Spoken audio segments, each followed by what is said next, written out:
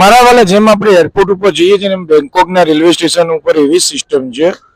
તમને આગળની ડિસ્પ્લે ઉપર જો તમારા ટ્રેનનો સમય, ડિપાર્ચર, બોર્ડિંગ બધું આ ડિસ્પ્લે ઉપર દેખાશે.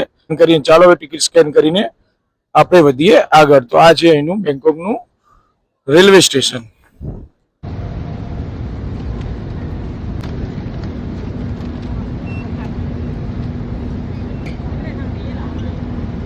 મારી ટિકિટ છે અને આ ટિકિટનું બુકિંગ કર્યું હતું Poojan holiday Jignesh Modi travel company દ્વારા. એ લોકો chair class, sleeper class, non AC sleeper class, લાઓસની ટિકિટ પણ બુક કરી આપે છે અને વિઝા પણ. ટીપમાં બેસીને અમે આવી ગયા છીએ ટ્રેનમાં બેસવા માટે પ્લેટફોર્મ ઉપર. અમારી ટ્રેન આ છે એના ઇન્સ્પેક્ટર અને આ છે મારો ચેર ક્લાસ ડબ્બો. જો કાકા મારી આગળ જઈ રહ્યા છે. જો સ્ટેન્ડ કેવું મૂક્યું છે, આ સ્ટેન્ડ મૂક્યું છે મારા વાલા. અને એ જુઓ આ છે ચેર ક્લાસ ડબ્બો. અમારું લગેજ ગોઠવાઈ ગયું છે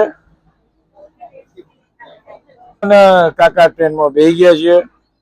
તમને ટ્રેનના વિશે અંદરમાં તમને ડિટેલમાં જાણકારી આપીશ. જો નોન એસી ડબ્બો પણ હોય છે, એસી સ્લીપર હોય છે અને અમારે ચેર ક્લાસ છે, એસી પુશબેક. બરાબર, તો ગોઠવાઈ ગયા છીએ મારા વાલા. ટ્રેનમાં તો બેસી ગયા અને હમણાં આયા ટિકિટ ચેકર. હવે જે ટિકિટ ચેક કરે ને આપણે ટીસી, એના આગળ તો પાછા બે અસિસ્ટન્ટ જો બતાવો. અમને કેટલું મોંઘું પડતું છે. આપણે તો એક ટીસી કાપીને બધું લડી લે. અમને તો એક ટીસી ચેક કરે, પાછળ બે અસિસ્ટન્ટ ટીક કરે, આમ ઓકે ઓકે ઓકે. હાલો બતાવું.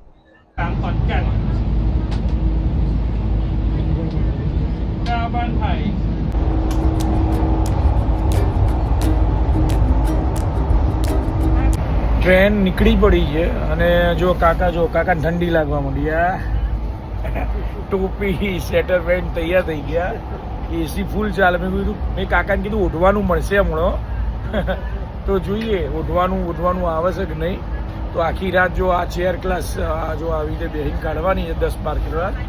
કારણ કે જવું તું એસી સ્લીપરમાં પણ મળી નહીં ટિકિટ. લેટ પડી ગયા. કંપનીવાળાએ કીધું ભાઈ પૂજન હોલિડેઝ વાળા કે સાહેબ તમે લેટ પડી ગયા, વહેલા જાગો ને તો ઊંઘતા જવા મળે, પણ ના મળ્યું. તો જો આ ઠંડીની સજા ભોગવી રહ્યા છે કાકા. ટ્રેન ચાલુ છે. બહાર કેવું દેખાય છે હાલો તમને બતાવું. અને અંધારું છે એટલે બહારનો વ્યૂ દેખાશે નહીં. સવારે મોકલો બરાબર. અને બીજું લાઓસનું ટેમ્પરેચર બહુ ઠંડુ છે. કાકા ઠંડુ છે ને? શું ટેમ્પરેચર? 17. કાકા કોઈ 17 ને 17 થાય ને કાકા? 17 અંશ ટેમ્પરેચર. 17 ને 17 અઘરું કોમ છે. કાકા તો બધી હથિયારો લાયા, ટોપી જેકેટ. આપણે એમને આયા. જોઈએ શું થાય છે. આ જુઓ રેલવે સ્ટેશન છે.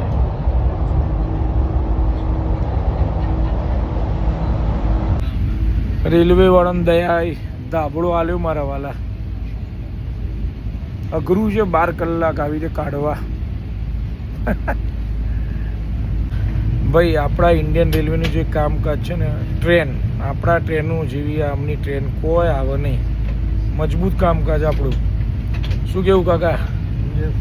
બરાબર ને?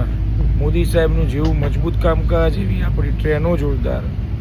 આ ટ્રેનમાં અમને ના ફાયું મારા વાલા, ના ફાયું મારા વાલા. જો આ એસીનો સ્લીપરનો ડબ્બો છે.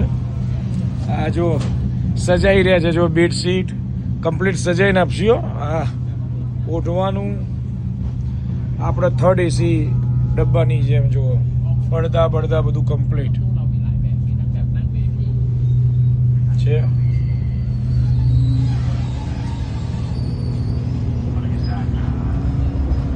આ જુઓ કોઈ સ્ટેશન આવ્યું લાગે મારા વાલા. બોકડા પડે બોકડા.